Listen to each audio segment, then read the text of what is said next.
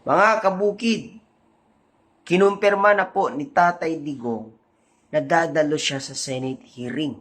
Meron lang po siyang kahilingan para sa atin. Kaya manood po tayo mga kabukid at subaybayan po natin kung ano ang magaganap sa hearing na ito. Mga kaibigan, abangan ninyo ako sa Senado. Baka sinitsura ako sa kulungan. At paghingiin ko lang sa inyo, bumisita kayo sa akin. Magdala lang kayo ng chicken sandwich. Yan ang paborito. So abangan po natin mga kabukid yung mga magaganap na Senate hearing na gagawin po na dadaluhan ni Tatay Digong.